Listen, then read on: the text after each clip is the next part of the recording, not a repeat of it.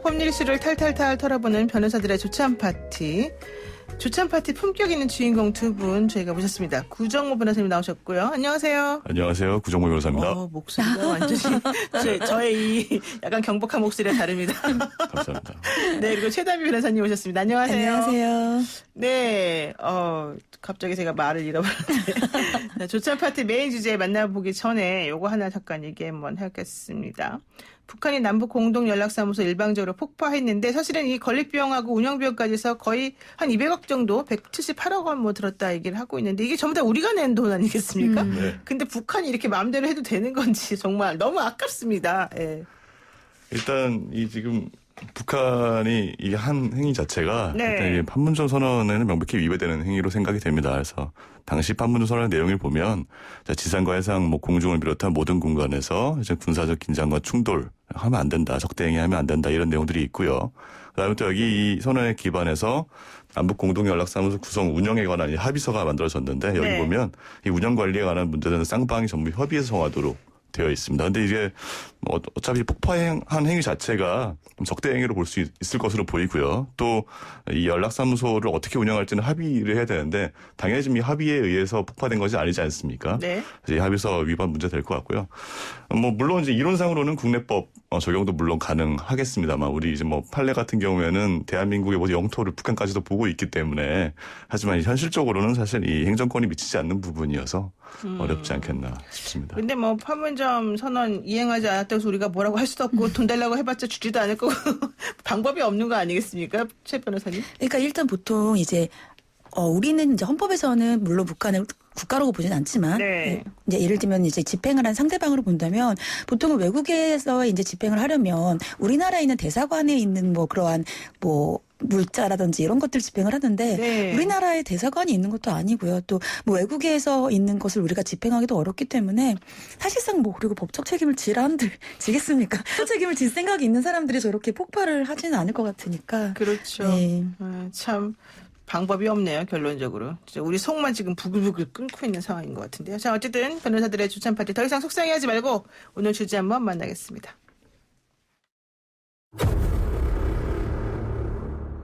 그동안 잘 키운 자식이고 잘 그랬다면 저런 일이 당했으면 나도 죽으라고 그랬죠. 미국 보내라고 그랬죠. 그런데 제가 너무 바다답게 못 키웠기 때문에 사후에 재판을 받게 해주신다면 한 번에 더 기회를 주신다면 섭제하면 살라고 하려고 그래요.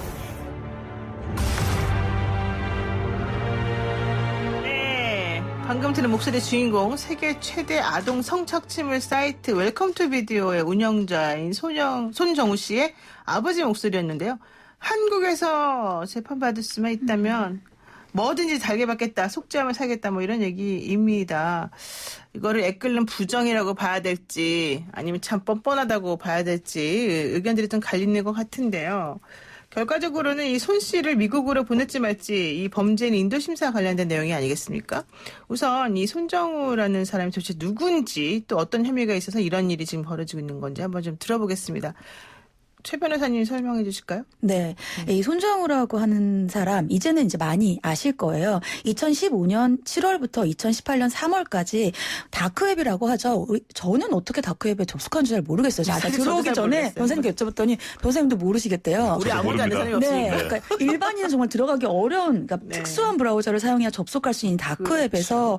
아동 성착취물 공유 사이트죠. 아까 말씀하신 웰컴 투 비디오 사이트를 운영을 하면서 무려 유료 회원 4천여 명에게 언론마다 다릅니다. 4억 원이라는 언론도 있고 44억 원이라는 언론도 있고 그러니까 굉장히 많은 이 암호화폐를 받고 아동 음란물을 제공한 혐의로 이제 기소가 됐고요. 네. 재판을 받아서 징역 1년 6개월이 확정이 돼서 지난 4월에 원래 복역을 마치고 나왔어야 되는데 바로 미국에서 이제 손 씨를 범죄 인도 조약에 따라서 강제 송환을 요구해서 바로 다시 구속이 됐고요. 현재 말씀하신 것처럼 과연 미국으로 범죄인 인도를 해야 되는 것인가 이렇게 심사를 받고 있는 상황입니다. 그러니까 우리나라 법에 따라서 사실은 재판을 받았고요. 그 형이 1년 6개월이 선고가 돼서 이미 다 그거는 치렀단 말이에요. 그래서 4월에 만기 출소를 했어야 되는 건데 지금 이제 범죄 인도 절차가 진행이 되면서 미국으로 보내냐 마냐 때문에 지금 아직까지 좀 정리가 안 되고 있고 아버지가 아들을 안 보내려고 막 고발까지 하고 막 그런 상황이었어요. 범죄 수익 은닉 이런 걸로.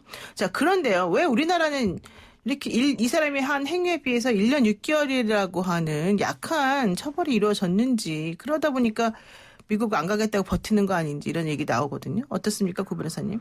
예, 그러니까 사실 지금 1년 6개월로 알려져 있는데 사실 재판 과정을 보게 되면 1심에서는 더 네. 낮은 형이 원래 나왔습니다. 아, 그래서 그래요? 징역 2년에 집행유예 3년형 받고 풀려났었고요. 집행유예까지 나섰습니까? 네네네. 네. 근데 이제 2심에서 징역 1년 6개월 실형이 이제 선고가 된 것 같아요. 그래서 수감됐고 그래서 이제 이번 4월에 원래 만기 출소할 예정이었던 것 같습니다. 말씀하신 것처럼 이게 외국의 유사 사례들하고 비교를 하면 굉장히 솜방망이 처벌인 건 분명한 것 같고요. 예컨대 뭐 영국이나 이제 미국 같은 경우에는 좀 굉장히 무거운 처벌을 하고 있지 않습니까? 종신형까지도 갈 수 있다 뭐 이런 얘기 나오는데. 예, 사실 뭐 아동 네. 포르노물 뭐 이렇게 뭐 적극적으로 주체가 되어서 배포한 행위가 아니더라도 소지만 하고 있어도 그렇죠. 문제가 입수하고 되죠. 소지만 해도 네. 뭐 5년형이 선고된다든지 이렇게 되는 것 같습니다. 네. 자, 그런데 지금 말씀하신 게 바로 이제 범죄 인도 절차가 있지만은 손 씨가 송환에 강하게 반대하고 있고 재판에서 울기까지 하고 미국에 가지 않겠다고 하는 게 우리나라보다 훨씬 더 형량이 세다 이런 것도 있지만은 좀 더 현실적인 문제도 있는 것 같아요. 이거는 어떤 문제가 있기 때문에 이렇게 버티는 거죠? 일단 이 손 씨 측에서 얘기하는 것에 따르면은 네. 이제 미국에 가면 더 강한 처벌을 받을 수 있다. 거기에 더해서 우리나라에서 이미 재판받았던 이러한 아동 음란물과 관련된 것이 다시 한번 거기서 고려가 될 수 있다라는 거예요. 거기에다가 더 현실적인 것은 이제 손 씨 측의 주장입니다. 손 씨 측의 이제 변호인의 주장은 미국에 수감이 되면 미국은 아무래도 이런 아동 성착취 음란물과 같은 데서는 굉장히 죄질이 안 좋다고 보고 있기 때문에 수감이 되고 나서 이 수감자들 사이에서도 굉장히 안 좋은 대우를 받을 수밖에 없고 네. 여기에다가 미국에서 한 번도 자라거나 생활을 해본 적이 없는 손 씨 입장에서는 언어 같은 것들도 굉장히 어렵기 때문에 뭐 수감 생활뿐만이 아니라 재판을 받는 와중에서도 제대로 된 방어권을 행사할 수 있겠는가 이런 얘기를 하고요.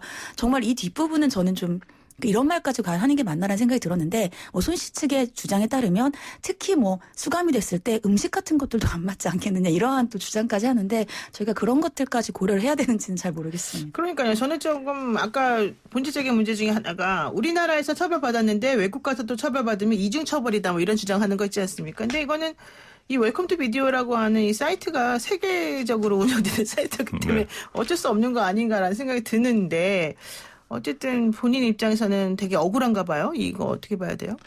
그러니까 뭐 사실 범죄인 인도 청구 관련해서 원래 세 가지 원칙이 있습니다. 그래서 뭐 첫째는 이제 쌍방 가벌성 원칙이라고 해서 네. 인도 청구를 받게 되면 인도 청구를 받은 나라랑 인도 청구를 한 나라에서 다 일단 처벌이 되는 그렇죠. 것이야 하는 그러니까 행위가 범죄여야 된다는 하지 거죠. 않습니까? 양쪽 나라에서. 예, 그래서 뭐 우리 소시 측에서 그때 이 입장을 내면서 뭐 사법주권을 포기하는 것 아니냐 이렇게 얘기하시면서 예를 든 게 뭐 이슬람 국가에서는 뭐 처벌되는 행위를 가지고 만약 있다. 근데 그렇다고 해서 이슬람 국가를 나를 보내는 것이 말이 되겠느냐 뭐 이런 네. 예도 드신 것 같던데 뭐 이런 건 당연히 사실 다른 상황이죠. 왜냐하면 이슬람 국가에서만 처벌되는 죄가 우리나라에서는 처벌되는 죄가 아니라고 한다면 네. 이 조항 자체에 해당하지 않기 때문에 해당 사항이 없는 주장을 하고 계신 것 같고요.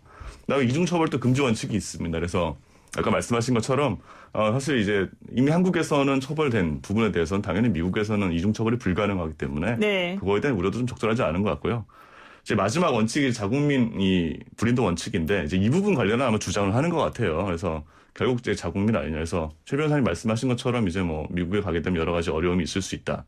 저는 이제 뭐 손 씨의 뭐 부모님 내지는 손 씨 변호인 입장에서는 뭐 충분히 할 수 있는 얘기라고 생각합니다. 그래서 뭐 실제로 미국에 가게 되면은 또 아까 말씀하신 것 외에도 가족들이 뭐 면회를 간다거나 할 때 사실 어렵지 않겠습니까? 이제 그런 부분들이 이제 불이익이 될 수 있는 다만 이제 이러한 사정만 가지고 송환 여부를 결정하는 것은 아니기 때문에 네. 적절한 주장은 아닌 것 같습니다. 네. 손정호 씨가 왜 나를 안 보호해주느냐, 대한민국 너무 나쁘다, 지금 이런 취지로 말하고 네. 있는데, 그게 과연 타당한 말인지 저는 좀 이해가 안 가는데요.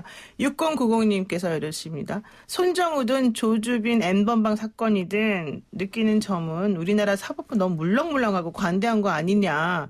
현 재판부의 현실과 동떨어진 판결에 대해서 다시 한번 구조적인 개혁이 필요하다고 생각합니다. 이런 의견 주셨고요. 7507님, 대한민국 미래 청소년들을 위해서라도 꼭 보내야 됩니다. 이런 의견 주셨고요. 또 1138님도 당연히 미국 보내야 되는데 왜 이럴까요? 이렇게 말씀하셨고 6635님 중요한 것 같아요. 남의 집 귀한 자녀들에 대한 성착취 영상물을 팔아서 부당하게 이득이나 챙기고 와서 이제 와서 미국 송환을 반대한다고 하니 참 이상하군요. 이렇게 얘기하셨고 8328님도 법대로 하세요. 이렇게 하셨습니다. 참요. 이게 지금 범죄 인도 관련해가지고 우리들이 새롭게 또 배우는 것들도 많이 있긴 있는데 참 어려운 문제인 것 같은데요. 자, 송환 여부가 다음 달 6일에 결정이 되지 않습니까? 인도 허가 결정이 내려진다면 이손 씨는 어떤 절차를 밟게 됩니까? 일단 이게 나라마다 좀 달라요. 예를 들면은 뭐 미국 같은 경우에는 인도 결정이 나더라도 이것을 자신 인도 결정이 맞는지를 조금 이제 생각할 수 있는 시간 같은 것들을 주는데 우리나라는 딱 단심입니다. 그래서 만약에 인도 결정이 나면 여기에 대해서는 불복을 할 수가 없어요. 그래요? 네, 왜냐하면 이제 우리나라에서는 이 인도 결정 같은 경우를 이 사람이 죄가 있는지 없는지를 판단하는 게 아니라 인도 절차에 적합하는지 그리고 재판은 그 나라 가서 받으라는 거예요.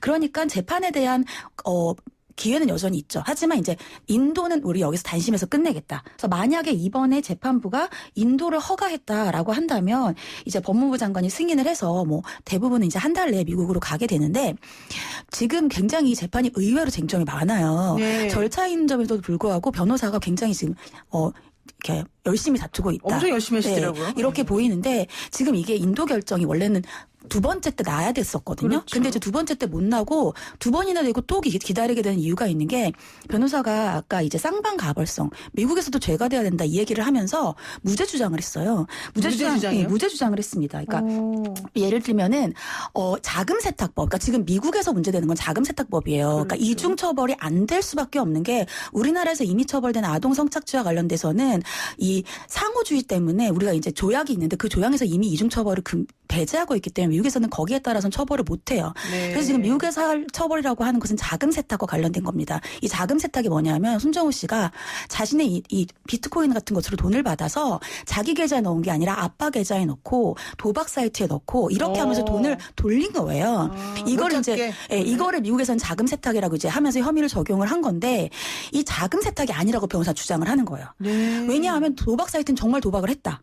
그리고 아빠 거 넣은데도 아빠의 자금을 세탁하려는 의도가 전혀 아니었다. 이렇게 얘기를 하고 있어요. 그럼 왜 넣었다는 겁니까? 구체적인 것까지 제가 그날 법정에서 없었지만 그 자금 세탁의 목적이 아니었다는 거죠. 그러니까 무죄라는 거예요. 그러니까 허위로 양도하거나 허위로 은닉한 건 아니다.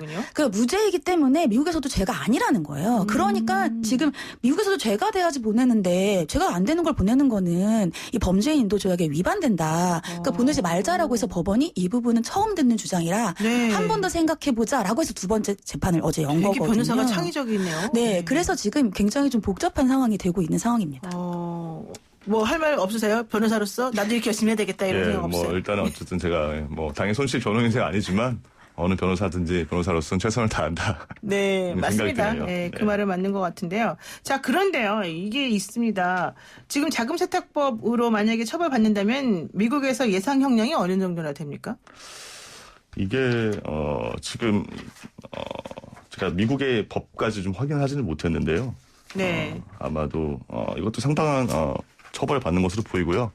일단 이 미국 같은 경우에는 우리나라 형벌 체계가 좀 달라서 죄목이 여러 개가 있으면 한꺼번에 좀 형량을 합산하는 그렇죠. 체계를 취하고 있죠. 하죠. 예. 그래서 어쨌든 죄목이 늘어나면 늘어날수록 우리나라보다는 훨씬 많은 형량이 뭐 몇십 년도 할 수 있다 이런 얘기 나오던데 맞습니다. 또 지금 무죄를 주장한다면 또 그게 어떻게 될지 모르니까 어떻게 될지 확인해봐야 됩니다. 근데 이런 얘기가 있지 않습니까? 미국에서 이 손 씨의 웰컴 투 비디오 사이트에 이제 가입했던 사람이 아동 성착취 영상물을 다운로드했다가 걸렸단 말이에요. 이 사람이.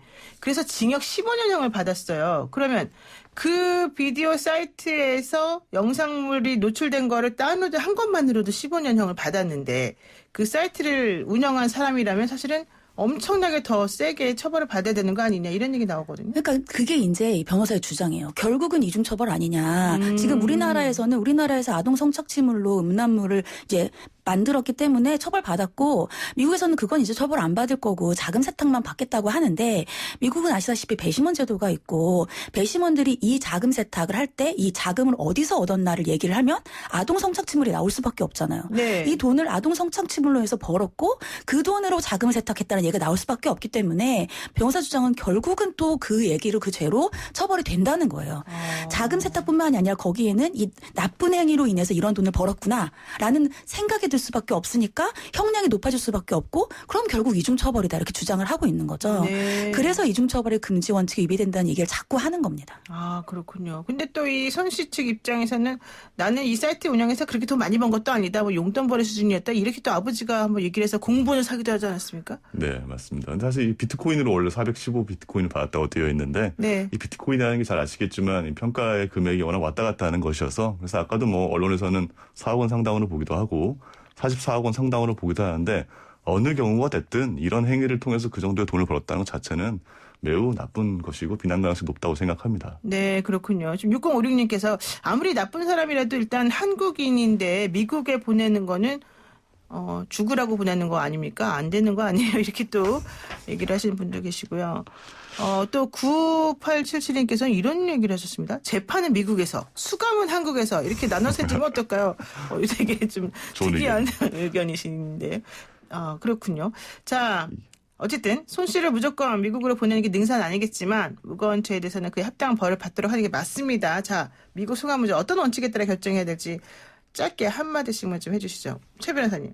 네, 지금 우리나라 사람을 외국에 보내는 게 맞아? 이렇게 생각할 수가 있는데 상호주의입니다. 우리나라 예전 이태원 살인 사건 패터슨 기억나시죠? 네, 맞아요. 우리나라에서 잘못하면 우리나라에서 처벌을 받아야 돼요. 마찬가지로 이런 조약은 서로의 평등한 그러한 법 집행을 위해서 있는 것이기 때문에 우리나라 사람이라도 범죄를 외국에서 저질렀다면 합당한 처벌을 외국에서 받아야 된다라는 생각이 듭니다. 네, 구 변호사님. 사실 저는 이 사건의 좀 근본적인 문제는 우리나라 대한민국 검찰이 사실 제대로 처음 수사를 안 했다. 범죄 수익 은닉에 대해서. 네, 그리고 네, 대한민국 맞아요. 법원이 형량에 좀 합당한 처벌을 하지 않았다. 사실 만약 정말 제대로 된 수사가 됐었고 충분히 행위에 합당한 큰 처벌이 됐다고 한다면 애초에 이런 논란도 없었을 거라고 생각이 되고요. 그래서 저는 이제 결국 이런 논란이 그러니까 합당한 처벌을 받게 하기 위해서 미국으로 보내야 된다는 식으로 얘기되는 것 자체가 좀 넌센스다라는 생각도 좀 듭니다. 와, 진짜 두 분은 역시 조찬 파티에 변호사님답습니다. 예, 오늘 말씀 여기까지 듣겠습니다. 고맙습니다. 감사합니다. 네, 지금까지 최단비 변호사 구정모 변호사였습니다. 감사합니다.